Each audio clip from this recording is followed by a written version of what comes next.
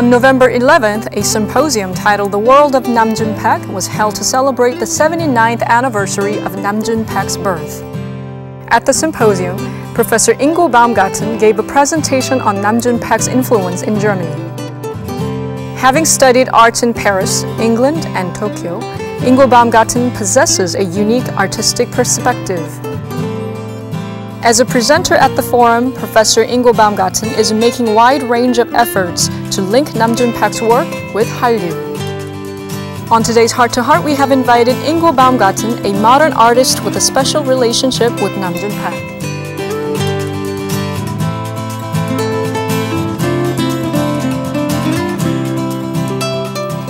Hello and welcome to Heart to Heart. I'm your host, Lee So-jung. Today on the show, we have invited one of the speakers of this international symposium that was held in Seoul. Let's meet Mr. Ingo Baumgarten, who is the contemporary artist who is staying in Korea, teaching students at Hongik University. Hello. Hello. Thank you for your time today. Yes, thank you. Tell us about the symposium that happened about a few weeks ago.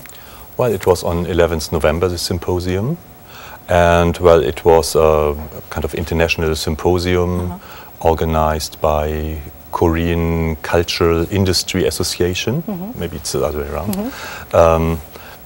and by the Nam June Paik Museum. And well, they had been friendly to invite me to speak about the role of Nam June Paik, I would say, in German pronunciation, in German art scene.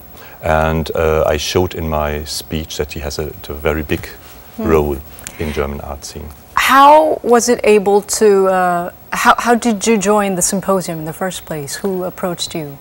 Well, some months ago, a little bit by chance, I went to this kind of Nam June Paik museum, and I happened to talk to the kind of curators, and they had been maybe impressed that I knew a lot of things about Nam June Paik and could talk about him as they could do too, and I knew his work and his life, biography and so on. Okay, let's take a look at this video clip of this symposium that took place a few weeks ago. Okay. So I suppose it was just held for a day? Yes, began at after lunch, and then it. Who were the audience then? Those people I talked to had been professors of different kind of universities, somehow related to cultural things like film or music, and as well as some kind of business and tourism related subjects. And what other topics were covered at the symposium?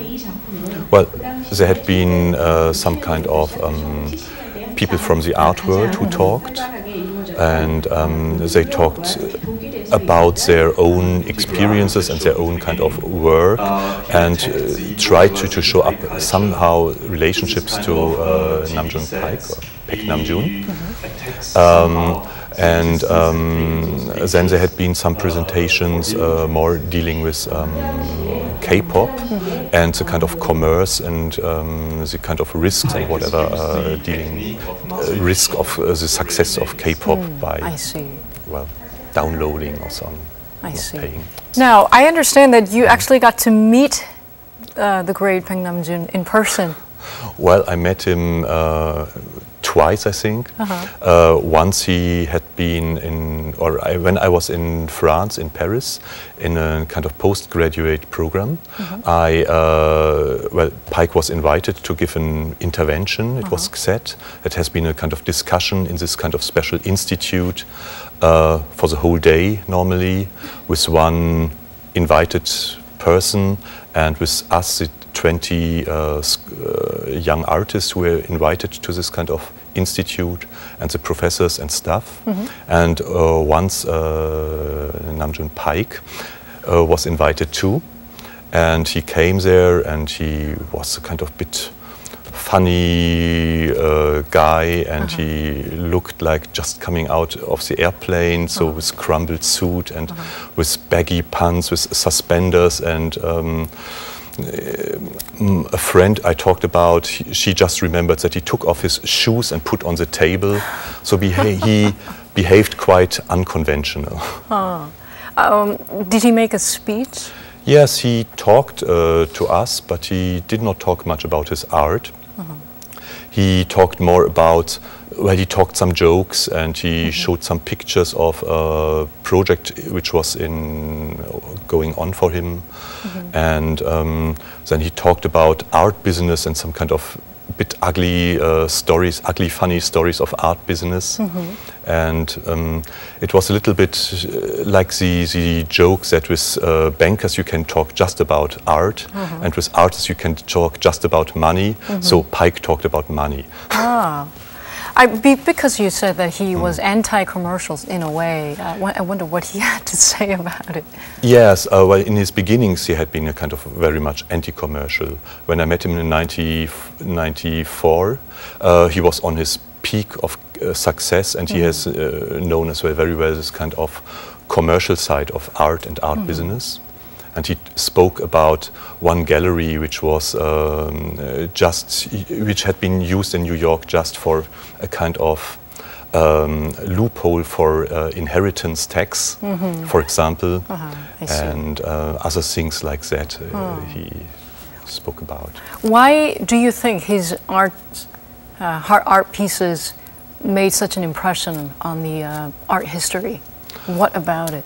Well, he was well connected to a lot of other people who had been very famous, and he made things which had been very avant-garde and before other people had done things. And he came not from the classical art field, he came from music in his beginnings, and he has studied in Japan before coming to Germany. He has studied musicology and I think aesthetics, and then he continued to study musicology in Germany, and then changing to composition, and then by his musical approaches he came to this kind of more avant-garde happening art performances, which were first much more musical and then turned more to visual arts.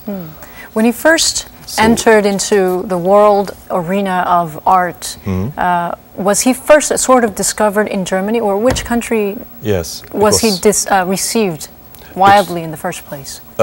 This kind of development from, let's say, more a cultural theorist, musicologist, to more a performing and artist and a visual artist, that happened in Germany. In this 7 years he lived of 1956 to 1964. He lived officially in Germany before moving to New York. I think he kept a kind of place in Germany for a long time. And he had been always very active in Germany. And 1963 he has had his first kind of one-man show in Wuppertal, a city in Germany. I lived in my youth just aside of this city, so it sounded very familiar when I first read about this exhibition. And there he has had his first one-man show, which was called Exhibition of Music, Electronic Television. And he showed kind of pianos which had been prepared with some kind of nails in and barbed wire around and so, and I think he has made as well some kind of electronical gadgets to listen music, and he has manipulated some TV sets in this exhibition that they showed, instead of a program, just one kind of white line, and turned it upside, and that was named Zen for TV. And that has been his kind of changing to more visual art in the movement of fluxus. And that happened in Germany, and that made him famous in Germany first, and then that exhibition, which I described as his TV sets, manipulated TV sets, had been seen and declared later as the kind of birth of video art. Now, his name will go down the history of art forever, and his art pieces have been influencing a lot of artists.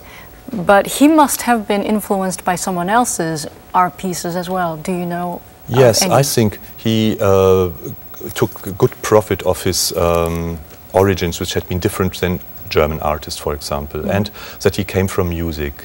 So another friend just gave me the idea that, for example, the idea of manipulating TV images, the electronic images, came from his musical experiences of electronic music, manipulating the electronic sounds. And he tried to transfer this to images too. And like this he put together this kind of two different things, like musical development and visual art developments, and joined them together very successfully. As well his kind of Oriental origins, and then being active in the European culture context enabled him to develop different ideas or to get over certain limits which had been there maybe for the classical skilled European artists. Now, contemporary pop art had been popular for the past few decades. What are some of the currents in the contemporary arts now these days, if there's any? I think in the 1960s was the last kind of big invention of very new styles in art, like pop art, minimalistic art, and maybe media art is just describing somehow the technical side, but the technique is defining as well the the kind of visual and aesthetical appearance. That have been the kind of developments in the 1960s, maybe media art in the 1980s, 90s. Beside artistic development had been a lot of remixing, re-editing of maybe new expressionism and new conceptualism and. So there had been a lot of kind of mixing and remixing of different styles which had been there before.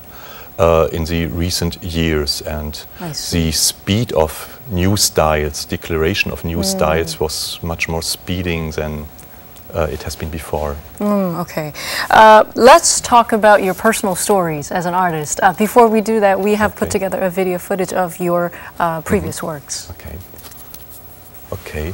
That's a painting of Germany in a little city of called Friedrichshafen. I painted this and that.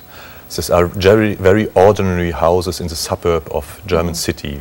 Every German knows somebody who lives in this kind of places or has lived there himself. And this is one image of a series of paintings I made in Berlin when I lived in Berlin. This too, showing interiors of cafes or bars run by immigrants, by mainly Turkish or Arab people who have a very different feeling for colors and aesthetic. This is a painting I made in Seoul.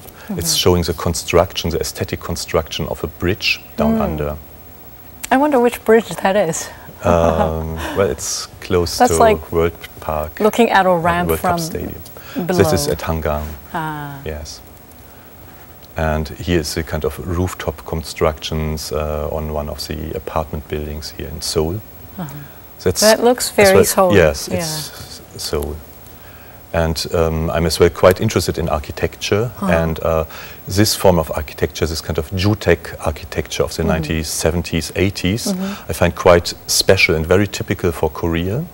It's a little bit joining traditional forms of Korean architecture, of Oriental architecture, with Western style architecture of maybe Prairie School or so. Now, when you first came to Korea, you've been living here for 3 years. What about Korea captured you first? When you took a look at, was it the apartments or was it the jutek you just mentioned? I did not discover them in the very first point when I just arrived for living here. Well, I had visited Korea in 1993, the first time. And at that time it has been this is a mixture of very kind of down-to-earth little shopping streets and